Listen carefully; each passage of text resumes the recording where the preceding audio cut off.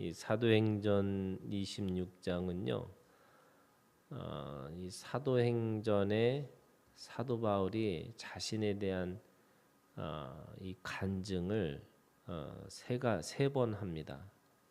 사도행전 9장, 그리고 사도행전 22장, 그리고 사도행전 26장. 9장의 간증은 이 누가의 입장에서 객관적으로 쓰려고 하는 것이 9장의 고백이고요. 22장의 이 고백은 유대인들에게 자신의 이 사건이 또는 자신의 경험이 어떤 것인지를 설명하고 있는 거고요. 세 번째는 이 26장에서는 정확하게 얘기하면은 오늘 이 아그르파 왕에게 이 복음을 전하는 것인데, 이 26장에서 말하는 이 간증은 이 지금 이 바울이 이 지금 그 아그르파와 버니게와 베스도라고 하는 그 당시에 유력자들이죠. 하나는 총독이고 또 하나는 이 지금 이 헤롯 대제의 손자로서 그 나라를 다스리는 그런 왕에게 복음을 전하는 것을 알 수가 있습니다. 1절에 손을 들어 변명하되 이렇게 시작을 해요. 그리고 2절에 보면은 당신 앞에서 변명하게 된 것을 다행히 여기나이다 이렇게 얘기합니다. 이 변명이라고 하는 말은 사도 바울은 자신이 억울하게 왜 여기까지 끌려왔는지를 설명하는 것처럼 보이잖아요. 우리가 이 바울이 지금 억울하게 이곳에 끌려온 거예요. 왜 끌려왔냐면 이 유대인들이 바울을 오해했었기 때문에 그런 거잖아요. 성전에 이방인을 데리고 왔다고 처음에 사람들이 오해해서 이 바울을 때리고 또 바울을 고발했던 거거든요. 그러면 원래 변명하고 또 그 자신의 억울함을 말을 했다면 그 사건에 대해서 정확하게 설명을 했을 텐데, 바울은 오늘 이 전체 1절부터 18절까지 읽어보면 그 사건에 대해서 한마디도 하지 않습니다. 그러니까 왜 그럴까? 그게 사실은 앞에서는 변명이라고 이야기를 하고 있지만 간증을 하고 있습니다. 그럼 왜 변명이라고 이야기했을까? 그거는 지금 아그르파에게 또 그 모든 그 사람들에게 자신이 얼마나 겸손하게 당신들에게 지금 내가 살려고 하는 것처럼 들려질 수 있도록, 그 지금 자신이 전하는 이 복음이 그들에게 전달될 수 있도록 그렇게 겸손한 모습을 보여주고 있는 거죠. 그래서 2절의 끝에 보면은 변명하게 된 것을 다행히 여기나이다 이렇게 얘기합니다. 그러니까 이 기회를 준 것에 대해서, 그리고 너그럽게 자신의 이야기를 들어달라고 그렇게 이야기를 하고 있는 거죠. 바울이 갈라디아서 있는 말씀에 보면 얼마나 다혈질인 사람인 줄 알 수 있어요. 이 베드로가 이 복음에 대해서 오해했다고 아주 경노하고 또 그 진리가 아닌 것에 대해서 아주 단호하고 이런 사람이잖아요. 그런데 복음을 전하기 위해서는 자신의 그런 모습을 그렇게 표현하지 않습니다. 또 세상적으로 바라보면 이들은 이 유대인들을 반역하는 사람들이고 또 친 로마의 그 그런 권력을 가지고 있는 사람들입니다. 그러니까 어떤 정치적인 입장을 생각을 해보면 도저히 이 그들을 용납할 수 없는 그런 사람이라고 할 수 있습니다. 그럼에도 불구하고 사도 바울은 그들이 어떤 정치적인 입장을 갖고 있느냐 그것이 사실은 중요한 것이 아니에요. 그거보다 더 중요한 이 하나님의 나라의 복음을 그들에게 전해주고 싶은 겁니다. 그래서 그들도 오늘 자신이 예수님을 만나서 사명을 갖게 되고 그 사명을 통해서 하나님 앞에 돌아서는 삶으로 살았다는 것을 그렇게 간증함으로 인해서 그들도 복음을 듣고 또 회개하고 회심해서 하나님의 나라로 살 수 있도록 그렇게 하기 위해서 자신의 것들을 온전히 내려놓다는 것을 알 수 있습니다. 자기의 자존심도 내려놓고 자기가 가지고 있는 기질, 체질조차도 내려놓고 어떻게 하면 복음을 전할 수 있을까? 그 복음을 전하기 위해서 스스로 겸손한 자세로 그 지금 이 왕에게 복음을 전하고 있는 거죠. 그래서 3절에 당신이 유대인의 모든 풍속과 문제를 아십니다. 그러므로 내 말을 너그러이 들으시기를 바라나이다. 이 너그러이 듣는다. 우리가 바로가 하나님의 말씀을 듣지 않는 것을 그의 마음을 강팍해 하셨다. 이렇게 얘기하시잖아요. 이 강팍한 마음이라는 게 뭐냐면 귀를 닫아버리는 거예요. 지금 너그러이 이 표현이라는 말은 당신에게 들을 귀가 있었으면 좋겠다. 이렇게 이야기하는 거죠. 우리가 알고 있는 것처럼 예수님은 귀 있는 자는 들을지어다 이렇게 얘기하잖아요. 이게 뭐냐면 마음을 너그럽게 또 마음의 문을 열어놓고 도대체 무슨 말을 하고 있는지를 잘 들으라 이렇게 얘기하는 겁니다. 우리가 잘 알고 있는 것처럼 믿음은 들음에서 나는 거잖아요. 그러니까 사실은 그 사람이 도대체 무슨 말을 하고 있는지 우리가 최고의 공감은요 듣는 것으로부터 되는 거잖아요.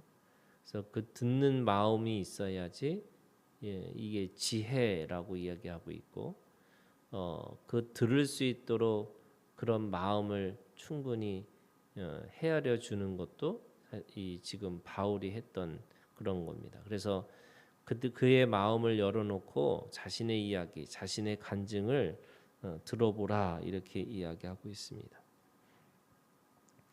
자신이 왜 여기 서 있는 건가? 억울하고 또 너무나 이 사람들이 오해를 해서 자신이 이곳에 서 있는 것이 아니고요. 오늘 그 자신이 왜 이곳에 서 있는지를 6절에서 아주 분명하게 이야기합니다. 이제도 여기 서서 신문 받는 것은 이렇게 얘기하는 거죠. 그 이유가 있다는 겁니다. 그게 뭐냐면 하나님이 우리 조상에게 약속한 것을 바라는 까닭이니 이 약속은 우리 12지파가 밤낮으로 간절히 하나님을 받들어 섬김으로 얻기를 바라는 바인데 아그리빠 왕이여 이 소망으로 말미암아 내가 유대인들에게 고소를 당하는 것이다 이렇게 얘기합니다. 다시 말해서 자신이 그 안에 왜 신문받는 자, 왜 죄인으로 취급받는 것이 있나라고 얘기하니까 딱 한 가지예요. 약속 때문에 그렇다는 거예요. 그러니까 유대인들이 가지고 있는 그 삶의 모든 근거는요, 사실은 약속이에요. 왜냐하면 우리가 구약, 신약이라고 하는 이 약이 하나님의 언약 속에 있기 때문에 그런 거죠. 그러니까 이 유대인들은 메시아를 기다리는 그 언약의 말씀을 가지고 살아가는 거고 신약이라고 하는 모든 그리스도인들은, 그러니까 육적인 이스라엘이 아니라 영적인 이스라엘은 주님이 다시 오실 것에 대한 언약을 가지고 살아가는 사람이라고 할 수 있죠. 그러니까 바울은 자신이 왜 여기 서 있느냐, 그 언약 때문에 내가 여기 서 있다, 이렇게 얘기하는 거죠. 그러니까 모든 유대인들이 기다리고 있는 그 언약의 그 성취를 본인은 분명하게 보고 듣고 경험했다라고 이야기를 지금 하고 있는 겁니다. 8절에 당신들은 하나님이 죽은 사람을 살리심을 어찌하여 못 믿을 것으로 여기나이까. 이게 유대인들 중에서 사두개인들의 논리였어요. 왜냐하면 그들은 부활을 믿지 않았기 때문에 그런 거죠. 그런데 지금 사도 바울은 그 약속이 뭐냐? 약속의 성취는 예수 그리스도를 통해서 성취됐다. 근데 그분의 그 약속이라는 의미의 가장 중요한 사건은 이 죽어서 다시 살아났다.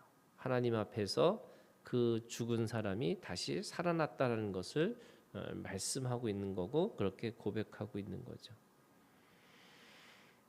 그것이 9절에 나도 나사렛 예수의 이름을, 이렇게 합니다. 이 나사렛 예수의 이름이라고 하는 것이 지금 약속의 성취, 그리고 그 약속의 이 능력을 바로 예수의 이름이라고 이야기하고 있는 겁니다. 그래서 예수님은 그들이 기다리고 있던 메시아, 바로 그분이 오셨다라고 말씀하고 있는 거고, 그 메시아의 상징이 부활이고, 또 예수의 이름이라고 하는 것을 믿고 살아가는 모든 사람들에게 바로 예수의 능력, 그 죽은 자 가운데서 다시 살아나는 그 역사를 경험하고 살아가는 사람, 이렇게 얘기하는 거죠. 그래서 예수의 이름이라고 하는 이것이 그 바로 언약이었다라고 얘기하는 거죠. 그런데 자신도 그거를 몰랐기 때문에 그 예수의 이름을 대적했다, 이렇게 얘기하는 겁니다. 그리고 그 대적할 뿐만 아니라 그 대적을 하기 위해서 그 예수를 믿는 사람들, 또는 예수의 이름을 믿는 사람들에게 자신도 똑같이 지금 자신이 당하는 이 모욕과 수치 또는 박해인 것처럼 자신도 그들을 모욕과 수치로, 박해로 그렇게 그들을 대적하는 일에 최선을 다했다라고 얘기합니다. 그런데 왜 그가 돌아설 수밖에 없었을까? 그것이 12절부터 그 예수님을 만난 사건에 대한 간증인 거죠. 13절에 왕이여 정오가 되어 되어 길에서 보니 하늘로부터 해보다 더 밝은 빛이 나와 내 동행들을 둘러 비추는지라. 이 정오라고 하는 게 단순하게 자기가 어떤 이 몽상이나 또는 어떤 이 자신이 가지고 있는 비몽사몽 간에 경험했던 사건이 아니라 아주 분명한 뚜렷한 그 정신을 가지고, 그리고 그 가장 밝은 정오에 그거보다 더 밝은 빛을 경험한 것을 이야기하고 있는 거죠. 그러면서 14절 우리가 다 땅에 엎드려짐에 내가 소리를 들으니 히브리 말로 이르되 사울아 사울아 네가 어찌하여 나를 박해하느냐 가시체를 뒷발질하기가 네게 고생이니라, 이렇게 얘기합니다.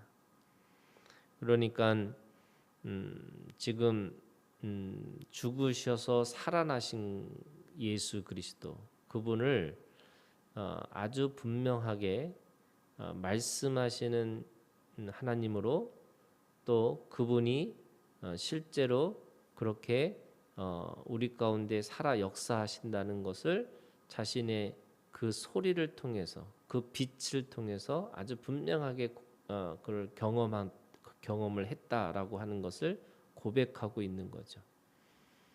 우리가 잘 알고 있는 것처럼 예수님은 사도행전 1장에 이미 승천하셨어요. 그러니까 예수님은 죽으시고 부활하셔서 이 6월절을 지나서 어떻게 보면은 이게 그 6월절에 50일을 지나니까 오순절이 되는 거거든요. 근데 그 오순절이 다가오기 바로 직전에 50일 동안 예수님이 부활하신 몸으로 계시다가 사도행전 1장에 보면 하늘로 올라가셨어요. 이게 승천하신 거예요. 이게 사도행전 1장이거든요. 그리고 사도행전 2장에 보면은 그 오순절 다락방에서 예수의 이름을 가지고 있는 모인 사람들에게 성령을 부어 주세요. 그러면 이미 사도행전 1장 2장에서 주님은 승천하셨고 그리고 2장에 성령이 오셔서 성령의 역사가 시작되어지는 것을 알 수가 있어요. 그리고 나서요. 이게 보통 성경학자들이 이게 AD 한 30년 정도 되는 그런 사건이라고 하는 거죠. 그런데 이 바울은 예수님이 죽으시고 승천하셔서 교회가 생기고 그 교회 안에 스데반 집사가 그 순교를 당할 때 바로 청년 그 사도 바울이 거기에 있었던 거죠. 그러면 논리적으로 생각하면 예수님은 이미 승천하셔서 하늘에 계셔야 되는 건데 지금 다메섹 도상에서 누구를 만난 거냐면 살아계신 그리고 부활하신 그리고 여전히 이 땅에 계신 바로 예수 그리스도를 바로 사도 바울이 경험한 것을 알 수가 있습니다. 그러면 이게 무슨 말이냐? 지금 오늘 이 예수님의 이 경험은 바로 사도 바울이 그러니까 제자들이 사도가 된 거잖아요. 직접 예수를 본 사람만이. 그런데 그 바울을 우리가 사도라고 제자에서 사도로 그렇게 부르시는 이유가 뭐냐면 직접적인 예수 그리스도를 경험했기 때문에 그런 거예요. 근데 우리가 이게 성경의 이야기잖아요. 그런데 모든 이 기독교의 2000년의 역사는요, 다 이 살아계신 예수님을 경험하는 사건인 거예요.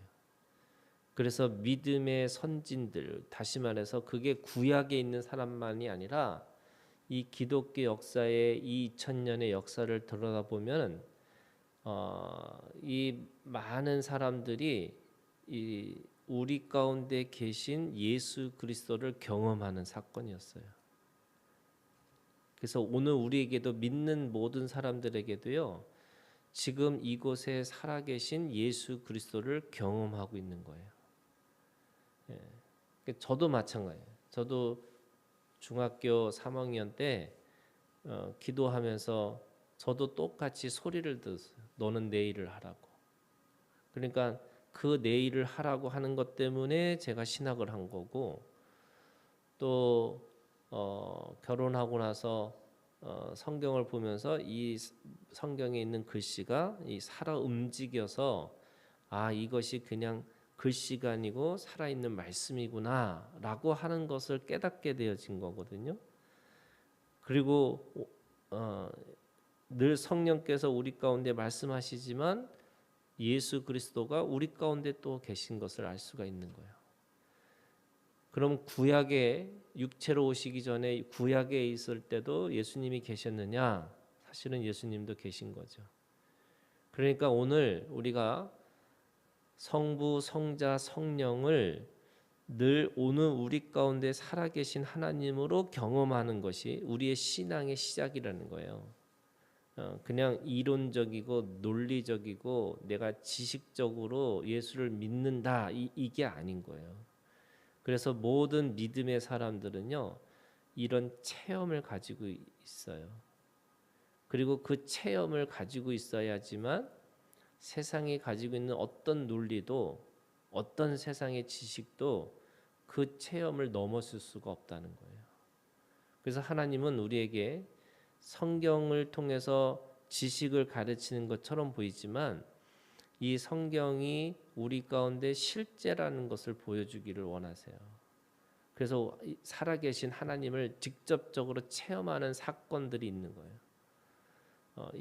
이게 체험이 없으면요 논리적으로 세상에 있는 지식이 우리의 신앙의 이야기를 받아들일 수가 없어요. 여러분 이게 우리가 다 설명하는 건 철학이거든요. 그런데 설명되지 않는 부분이 있다는 게 종교의 거예요. 근데 그 설명되지 않는 그것을 어떻게 사람들이 알 수 있을까? 체험으로 알 수 있는 거예요. 그러니까 오늘 이 바울은 자신이 유대교고 유대교 중에서 뭐라고 그랬냐면 오늘 그렇게 고백하고 있잖아요. 그 유대교 중에서 최고로 엄한 파다. 그러니까 그 바리새인들 중에 바리새인, 말씀을 철저하게 지키는 사람. 그런데 그때는 그 바리새인들의 입장에 있을 때는 누군가를 죽이는 자가 됐는데 살아계신 예수 그리스도를 보고 예수 그리스도를 믿기 시작하니까 그 삶이 완전히 달라졌다는 거예요. 그래서 오늘 사도 바울이 자신이 만난 예수를 통해서 세 가지의 변화를 경험한 거죠. 그게 뭐냐면 16절부터 이 18절까지 세 가지의 변화를 얘기합니다. 첫 번째는 일어나 너의 발로 서라 이렇게 얘기합니다. 그 예수님이 그에게 말씀하시는 그 명령이 일어나 너의 발로 서라 이 말씀이 첫 번째고요. 두 번째는 내가 네게 나타난 것은 곧 네가 나를 본 일과 장차 내게 나타나는 일에 너로 종과 증인을 삼으려 함이니 이렇게 얘기합니다. 일어나 너의 발로 서라 이 말은 무슨 말이냐면요. 이 모든 인간들이 본토 친척 아버지 집에 걸려 있었다면 그게 이 창세기 12장에 아브라함에게 본토 친척 아버지 집을 떠나라는 이 떠나라는 말과 같은 거예요. 제자들에게 배와 부친을 버려두고 나를 따르라라는 말과 똑같은 거예요. 네가 지금 가지고 있는 종교의 구습 또는 네가 가지고 있는 그 얽히고 설켜 있는 그 세상의 지식 그거로부터 떠나서 네가 일어나 발로 서서 뭘 하느냐? 하나님이 너에게 준 그 증인의 삶으로 살으라 이렇게 얘기하는 거죠. 그것이 뭐냐면 사명이었어요. 17절에 이스라엘과 이방인들에게서 내가 너를 구원하여 그들에게 보내요. 그러니까 이방인들 특별히 이방인들에 대한 사명을 너에게 주셨다라고 말씀하시는 거죠. 그러면서 18절 너가 그들에게 정확하게 표현하는 그 복음의 내용이 뭐냐면 그 눈을 뜨게 하여 어둠에서 빛으로 사단의 권세에서 하나님께로 돌아오게 하고 죄사함과 나를 믿어 거룩하게 된 무리 가운데서 기업을 얻게 하리라 이거였어요. 그러니까 예수님이 사도 바울에게 명하신 세 가지 그 사명을 너도 그것을 따라서 살라라고 하시는 거고 이 복음의 내용이 뭐냐면 똑같은 거죠. 너희도 일어나 너의 발로 서서 그 각자의 주시는 하나님의 사명을 가지고 그래서 돌아오게 하고 죄 사함과 예수 그리스도를 믿는 그 믿음으로 너에게 주시는 기업을 차지하라 이거 말씀하고 있는 겁니다. 그래서 오늘 우리가 주님 안에서 예수 그리스도를 통해서 하나님 앞에 그 사명을 부여받고 그 사명대로 살아가는 것, 이것이 오늘 우리에게 진정한 복음이라고 할 수 있습니다. 오늘도 복음의 삶으로 살아가는 오늘 우리가 되기를 주님의 이름으로 축원합니다.